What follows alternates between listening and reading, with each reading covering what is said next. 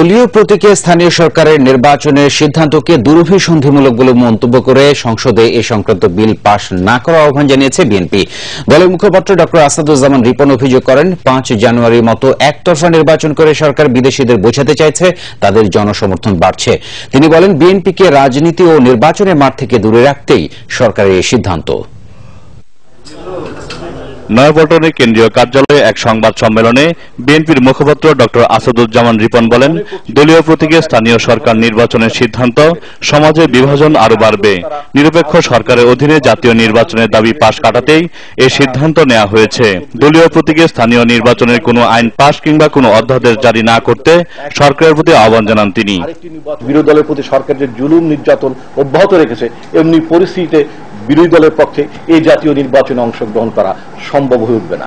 বিরোধী দলকে কার্যত তারা রাজনীতি এবং নির্বাচনের ময়দান থেকে দূরে সরিয়ে রেখে 5 জানুয়ারির মতো আরেকটি নির্বাচন অনুষ্ঠিত করতে যাচ্ছেন।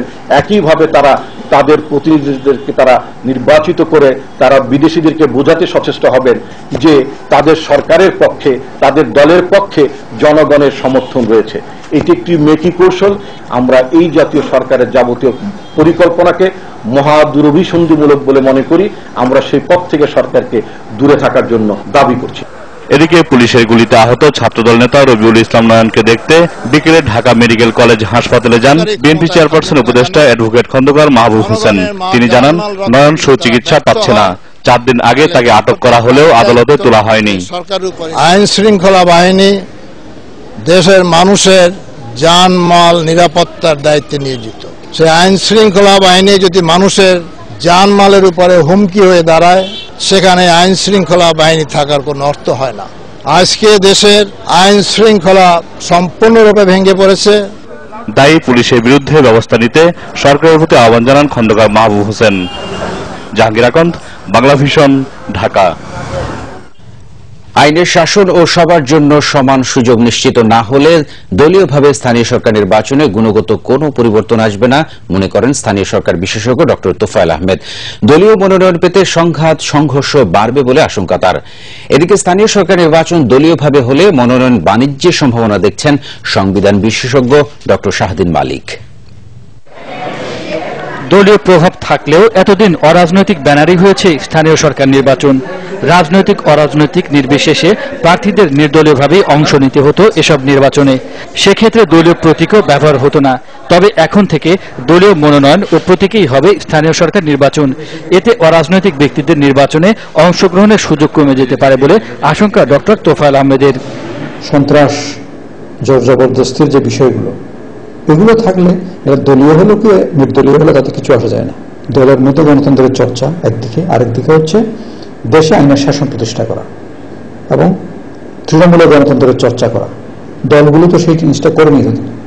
তো সেটা না করলে হঠাৎ করে এই সিম্বল দিয়ে নির্বাচন করলেই সব ঠিক হয়ে যাবে তা না।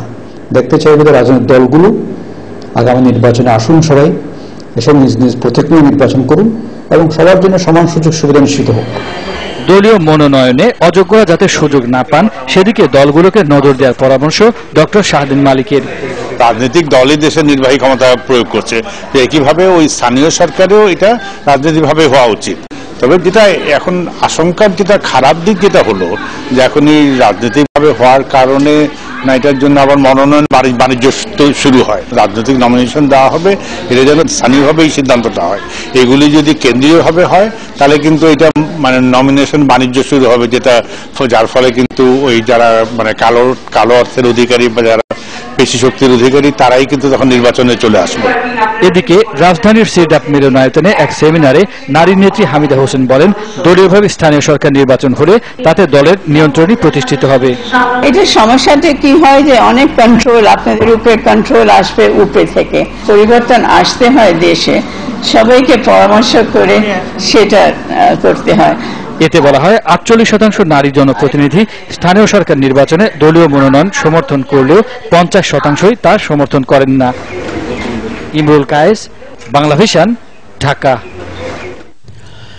বঙ্গবন্ধু শেখ মুজিবুর রহমানকে নিয়ে কোনো বিতর্ক না করে গণতন্ত্রের স্বার্থে বাংলাদেশের সব রাজনৈতিক দলকে ন্যূনতম জাতীয় ঐক্য পৌঁছার আহ্বান জানিয়েছেন আওয়ামী লীগের সাধারণ সম্পাদক সৈয়দ আশরাফুল ইসলাম। লন্ডনে যুক্তরাজ্য শাখা আওয়ামী লীগের সভায় তিনি এ আহ্বান জানান। সৈয়দ আশরাফ বলেন, নেতৃত্ব চিরস্থায়ী নয়, সরকারের আসা যাওয়া হবে, কিন্তু বঙ্গবন্ধু তার আপন মহিমায় টিকে থাকবেন। যুক্তরাজ্য শাখা আওয়ামী লীগের সভাপতি সুলতান মোহাম্মদ শরীফের সভাপতিত্বে ও সাধারণ সম্পাদক সৈয়দ সাজিদুর রহমান ফারুকের পরিচালনায় অন্যদের মধ্যে উপস্থিত ছিলেন বাংলাদেশ আওয়ামী লীগের স্বাস্থ্য বিষয়ক সম্পাদক বদিউজ্জামান ডাব্লিউ, ব্যারিস্টার তানিয়া আমির, শামসুদ্দিন খান, জালাল উদ্দিন সহ আরো অনেকে। গাইবান্ধার সুন্দরগঞ্জের শিশু সৌরভকে গুলি করে হত্যা চেষ্টা মামলায় সরকারদলীয় এমপি মঞ্জুরুল ইসলাম লিটনের আগাম জামিন আবেদন নামঞ্জুর করেছে হাইকোর্ট। সেই সাথে আগামী 18 অক্টোবরের মধ্যে তাকে নিম্ন আদালতে আত্মসমর্পণের নির্দেশ দিয়েছেন আদালত। 18 অক্টোবর আগেই এমপি লিটনকে গ্রেফতার করা যাবে কিনা তার স্পষ্ট নির্দেশনার জন্য মঙ্গলবার আপিল করা হবে বলে জানিয়েছেন অ্যাটর্নি জেনারেল মাহবুবে আলম। গুলি করে 9 বছরের শিশু সৌরভকে হত্যা চেষ্টার মামলায় সোমবার দুপুরে আগাম জামিন নিতে হাইকোর্টে আসেন গাইবান্ধা 1 আসনের আওয়ামী লীগের সংসদ সদস্য মঞ্জুরুল ইসলাম লিটন। বিচারপতি এম ইনায়েতুর রহিম ও বিচারপতি বিশ্বদেব চক্রবর্তীর আদালতে লিটনের জামিনের আবেদন করেন তার আইনজীবী। 18 তারিখের মধ্যে আমাদের এমপি মহোদয়কে কনসার্ন কোর্টে সারেন্ডার করার জন্য in the mean time enforcing এজেন্সিকে বলা হয়েছে ওনাকে আইন মতো ব্যবস্থা গ্রহণ করা। শিশু সৌরভকে গুলি করার বিষয়ে সাংবাদিকদের প্রশ্নের উত্তর এড়িয়ে যান এমপি লিটন। না বলা তো ছিলাম না, আপনারা জানেন আমার দুটো অস্ত্র নিয়ে নিছে, আমার সিকিউরিটির ব্যাপার আছে, কারণ আমার জামাত অধ্যুষিত এলাকা। শুনানিতে এক বিচারপতি মন্তব্য করেন, এমপি লিটন যেভাবে একটি শিশুকে গুলি করেছেন তা শুধু সিনেমাতেই দেখা যায়। লিটনের জামিনের বিরোধিতা করে অ্যাটর্নি জেনারেল মাহবুবে আলম আদালতকে বলেন, তার জামিন দিলে তদন্ত কাজ প্রভাবিত হতে পারে। গুরুত্ব পদে আসীন আছেন, ওনার পক্ষে এই ধরনের অপরাধ করা এটাকে ঘোরতর অপরাধ হিসেবে গণ্য করতে হবে। আইনের প্রতি শ্রদ্ধাশীল হলে অবশ্যই উনি গিয়ে আদালতে আত্মসমর্পণ করতেন। উনি সেটা না করে পালিয়ে বেড়াচ্ছেন এবং পুলিশ হাইকোর্টের আদেশের পরিপ্রেক্ষিতে এখন পুলিশও দ্বিধাগ্রস্ত হয়ে যাবে তাকে গ্রেফতার করার ব্যাপারে। এই হাইকোর্ট যে ডাইরেকশনটা দিয়েছেন এর বিরুদ্ধে আপিল বিভাগে আপিল করব। গেল 2 অক্টোবর এমপি লিটনের ছোড়া গুলিতে গাইবান্ধার সুন্দরগঞ্জ উপজেলার গোপালচরণ গ্রামের শিশু সৌরভ আহত হয়।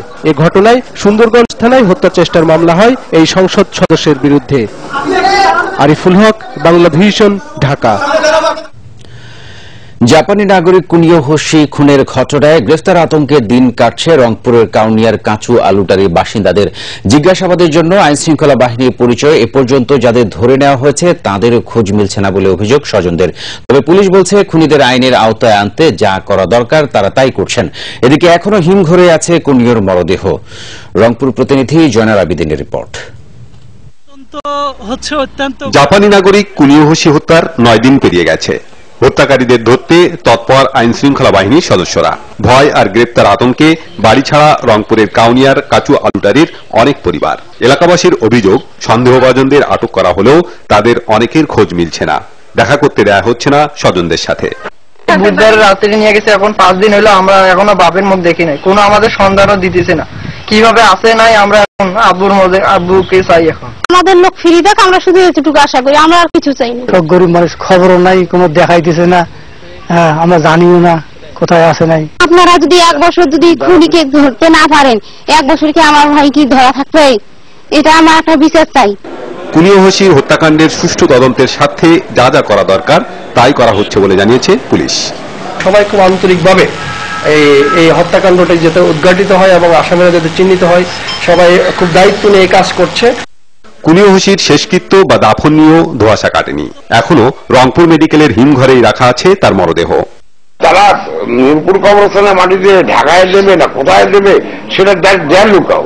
আমার সাথে কথা হয়েছে, আমাদের প্রচেষ্টা, আমাদের দেশের প্রচেষ্টা জানতে হয়েছে, আমরা আমাদের প্রচেষ্টা ওদেরকে জানাইছি। 3 অক্টোবর দুর্বৃত্তদের গুলিতে নিহত হন কুনিও হোশি। ঘটনার পর থেকে জাপানি একটি প্রতিনিধি দল রংপুরে অবস্থান করছেন। তথ্য, আলামত সংগ্রহ ও মামলার অগ্রগতি নিয়ে চালাচ্ছে চুলচেরা বিশ্লেষণ। প্রকৃত অপরাধীরা আইনের আওতায় আসবে এমন প্রত্যাশা সবার। Bangla vision, news desk. পাবনার ঈশ্বরদীতে খ্রিস্টান ধর্মযাজক হত্যা চেষ্টা মামলায় 5 জেএমবি সদস্যকে গ্রেফতার করেছে পুলিশ। পুলিশ জানায়, যাজক হত্যা চেষ্টার ঘটনার পর বিভিন্ন সময়ে পাবনা, সিরাজগঞ্জ ও ঢাকা থেকে এই 5 জনকে গ্রেফতার করা হয়েছে। তারা যাজক লুক সরকার হত্যা চেষ্টায় জড়িত বলে স্বীকারোক্তি দিয়েছে পুলিশের কাছে। গত 5 অক্টোবর 3 যুবক ঈশ্বরদী বিমানবন্দর সড়কে বাসায় ঢুকে ধর্মগ্রন্থ পাঠ শোনার কথা বলে ফেথ বাইবেল চার্চের যাজক লুক সরকারকে গলা কেটে হত্যার চেষ্টা করে। 41 জন বীরাঙ্গনাকে মুক্তিযোদ্ধার স্বীকৃতি দিয়েছে সরকার। মুক্তিযুদ্ধ বিষয়ক মন্ত্রণালয় থেকে এ সংক্রান্ত প্রজ্ঞাপন জারি হয়েছে। জাতীয় মুক্তিযোদ্ধা কাউন্সিল আইনের ক্ষমতা বলে এই প্রজ্ঞাপন জারি করা হয়েছে। তালিকার 41 জনের মধ্যে সবচেয়ে বেশি 13 জন সিরাজগঞ্জের বাসিন্দা। এছাড়া চাঁপাইনবাবগঞ্জের 11 জন, ঠাকুরগাঁওয়ের 6 জন, কুষ্টিয়া ও ময়মনসিংহে 4 জন করে বীরাঙ্গনা এই তালিকায় জায়গা পেয়েছেন। হবিগঞ্জ, সিলেট ও রংপুরে পেয়েছেন 1 জন করে। নতুন করে স্বীকৃতি পাওয়া এই বীরাঙ্গনা মুক্তিযোদ্ধারা এখন থেকে আইন অনুযায়ী বিভিন্ন সুযোগ সুবিধা পাবেন। তদবিরের কারণে অনেক কাজ করা সম্ভব হয় না বলে জানিয়েছেন অর্থ ও পরিকল্পনা প্রতিমন্ত্রী এম এ মান্নান। তিনি বলেন, তার কাছে আসা 90% মানুষ তদবিরের কাজে আসে। এর মধ্যে আবার বেশিরভাগই অবৈধ তদবির বলে উল্লেখ করেন অর্থ প্রতিমন্ত্রী। সচিবালয়ে বিশেষায়িত ব্যাংক ও আর্থিক প্রতিষ্ঠানগুলোর বার্ষিক কর্মসম্পাদন সমঝোতা স্মারক সই অনুষ্ঠানে তিনি এসব কথা বলেন। তদবিরের জন্য বেশিরভাগ মানুষ ডিও নিয়ে আসে। তারা আর কিছু না জানলেও ডিও শব্দটি জানে বলে মনে করেন এম এ মান্নান। অনুষ্ঠানে 7টি ব্যাংক ও আর্থিক প্রতিষ্ঠানের সাথে 1 বছরের চুক্তি সই হয়। শুভ মহালয়ার মধ্য দিয়ে শুরু হয়েছে দেবী দুর্গার আরাধনা। দিনব্যাপী নানা আনুষ্ঠানিকতায় দেবীকে মর্ত্যলোকে আসার আমন্ত্রণ জানানো হয়েছে। মহালয়া থেকে শুরু হয় দুর্গাপূজার দিন গণনা। পুরাণ মতে এদিন মর্ত্যলোকে দেবী দুর্গার আবির্ভাব হয়। আগামী 19 অক্টোবর থেকে ষষ্ঠীর মাধ্যমে দুর্গাপূজা শুরু হলেও আনুষ্ঠানিকতা শুরু হয়েছে সোমবার থেকে। ঢাকেশ্বরী জাতীয় মন্দিরের নানা অনুষ্ঠানের মধ্য দিয়ে দেবীকে মর্তে আসার আমন্ত্রণ জানানো হচ্ছে। সকালে ঢাকেশ্বরী মন্দিরে চণ্ডী পাঠ, ঘট স্থাপন আর অঞ্জলি দিয়ে দেবী বরণের অনুষ্ঠান শুরু হয়। এতে নানা বয়সী মানুষ বিপুল উৎসাহে দেবীকে স্বাগত জানায়। মেডিকেলে পুনর্ভর্তি পরীক্ষার দাবিতে টানা 24 দিনের মতো অবস্থান কর্মসূচি পালন করেছে আন্দোলনকারীরা। সোমবার সকাল 11টার দিকে শহীদ মিনারে জড়ো হয় আন্দোলনকারী শিক্ষার্থী ও অভিভাবকরা। বেলা 2টার পর তারা মিছিল দিয়ে টিএসসিএ সড়ক দ্বীপে সমাবেশ করে। এ সময় দাবি পূরণ না হওয়া পর্যন্ত আন্দোলন চালিয়ে যাওয়ার ঘোষণা দেয় তারা। আগামীকাল সকাল 10টায় রয়েছে কেন্দ্রীয় শহীদ মিনারে তাদের অবস্থান কর্মসূচি। সংবাদের এই পর্যায়ে একটা বিরতি নিচ্ছি, সাথে থাকুন, ফিরে